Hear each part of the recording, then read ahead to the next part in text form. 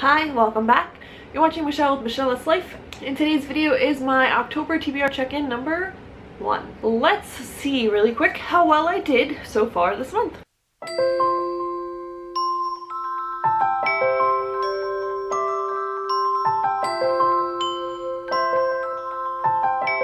I wound up DNFing Mr. Penumbra's 24-Hour Bookstore by Robin Sloan. I listened to about 60 to 70% of the audiobook, but I just wasn't interested in it once I realized that it's not really a book lover's book. It's more of a techie, like computer savvy, nerdy kind of book. I don't know how to explain it, but I just wasn't invested in the story. I really didn't care. There was a mystery and they were working to solve it, and it was pretty organized, and I wasn't interested, so I wound up DNFing it. I don't have the time to waste on books that I'm not interested in. So the next book that I finished this month, I actually finished it last month in September, but I had already filmed my wrap-up video and I finished it on the last day of September, so we're just gonna put it in this one. And that is Which is Pyar by Josephine Angelini. This is the third book in the, I don't remember what the trilogy's name is, but it's not the Trial by Fire trilogy. It's something else, like the Witchwalker trilogy or something like that. So this is the third and concluding novel to the trilogy, and I was very excited to read it. And I think when I finished the book, I was originally going to rate it 4 stars, but upon sitting on it for a couple of days, and actually I think it's been a couple of weeks now, I think it was more of like a 3-star book. One of the biggest reasons that I enjoyed the series was because I liked that it was different and unique and a little darker than a lot of the YA fantasies that I've read before. But the last one, it was more dystopian than it was fantasy or urban fantasy, and I just haven't been in the mood for dystopian novels for a very long time, and so that kind of dragged the rating down for me. I mean, overall, Josephine Angelini's ability to storytell and create characters and move a plot along, those were all really good. It just wasn't as brutal, I guess, as her other 2 books were, in my opinion. And just some of the ways that she took the characters, I imagined it going differently, and I don't know, overall I wound up giving it a 3 stars. The next book that I finished is Behold the Dreamers by Mbolo Mbue. I have a full review that I did of this book. If you want to check it out, I'll link it above and down below. I gave this book 4 out of 5 stars, maybe 4.5 out of 5 stars. It was really well written. I really liked the perspective of an African immigrant family that came over from Cameroon, Africa, and they moved into Harlem in New York City. The juxtaposition between the wealthier classes and Django and his family, and also comparing American living to Cameroonian living, was just really interesting. And I liked that, this may be somewhat of a spoiler, I liked that the message was kind of just that no matter where you live, you will find positives and negatives, and I thought that was a really important message of the novel, and I highly recommend reading it. Also, this was a debut novel by Mbolo, and just phenomenal. I definitely look forward to reading more of her work in the future. Then I had a buddy read with my friend Caitlin. Her blog is Mismatched Reader, and I think she saw that I had Sleeping Giants that I hauled, and it came through in her library, so we read it this month. It didn't make it onto my TBR, but right after I scheduled my TBR video, we messaged each other and wound up scheduling a buddy read, and we absolutely loved it. I wound up giving it, I think, 4 out of 5 stars, just because at some points it got a little too technical for me. I think Caitlin wound up giving it a 4.5 stars because she listened to the audiobook, and the audiobook had a full cast of narrators, and that just sounds phenomenal. The second book is coming out in April of 2017. I'm going to request from my library to purchase the audiobook for the second book, and I will be borrowing it that way because there were so many different perspectives, and I felt like, because this, alright, let's rewind a little bit.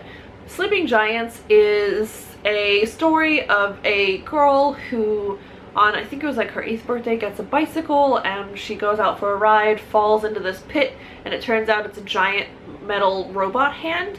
Years later, after, you know, the robot hand's kind of been swept under the dust, she goes off to school, she becomes a scientist, and when she joins the, I think it was the NSA approaches her to work on this study, and it turns out the study involves the robot hand that she had fallen into. So a whole crew of people get together to examine this hand, and in comes this interview type guy that you never learn his name. He is just he's an enigmatic character that they never learn much about, and he just interviews each character at different points throughout the novel, and the whole thing is either written in interview format or in diary format, where they would record like personal logs. And it was just really interesting. I enjoyed this one so much more than Illuminate. I know that I may be a pitchfork for that thought, but I really enjoyed this one. I saw some reviews. I think Max over at All Done Books gave this like a 2-star and a 3-star to the audiobook, but I do respect his opinion. I really enjoyed it, and upon reading the author's note, I thought that explained a lot more about how the author was able to include so many of these concepts into his novel. I do plan to do a full spoiler-free review of Sleeping Giants, so if you want to see that, that should be coming soon. I finished Gem and the Holograms Volume 3. In this series, you kind of hope that it's going to hone in on one of the characters more than the others, but it seems like the series is just always going to encapsulate all the characters and never just focus on one specific character. Sometimes a character will get like a spotlight for like a page or two, but for the most part, it's the full cast all the time. So in this one, an evil virus takes over the Gem technology software system that they use and starts infecting people, and that's all I really want to say about it. But there is an introduction of a trans character. I just absolutely adore the diversity in this series. It's spot on, and it's not cliche. I feel like it's very real and just fantastic. I absolutely loved it. So I gave this volume 5 stars as well. All 3 volumes so far have been 5 stars for me. Currently, I am reading Homegoing by Jessie, I think is how I've heard people pronounce it. I'm about almost 200 pages into it. This video is going up on Friday, so I should be 250 pages into it. I'm buddy reading this with my friend Michelle, and her channel is Mishmash. I'll link it down below. I've really been enjoying our conversation that we've been having while reading this book. So far, I'm absolutely adoring this novel. It is, at times, hard to read. It's also hard for me since it is multi-generational. There is a lot of perspectives from parents and just the hardships that they've had with their children, and just the talk of, you know, children starving and being ripped away from their parents and being sold into slavery. And I know that these are all very real things that are still happening today.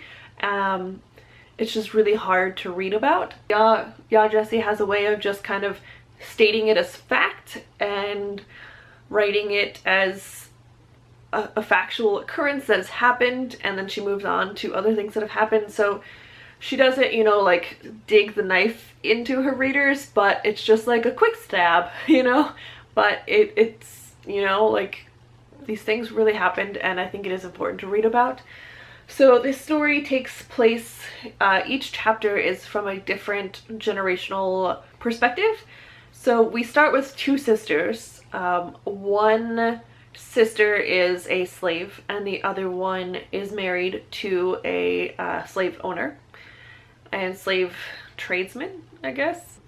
And then you see their children and their children's children, and just what life looks like according to this family tree, and how they go from, you know, slavery to freedom to like runaways, and just all the different perspectives are really interesting and how they all tie back together. One thing that I have seen other people say as well is that you want to see more from each of these characters' perspectives, but you kind of just get pushed into the next chapter. But there are brief glimpses sometimes of the previous generations. And I really enjoy that. I am waiting to see where the tree reconnects.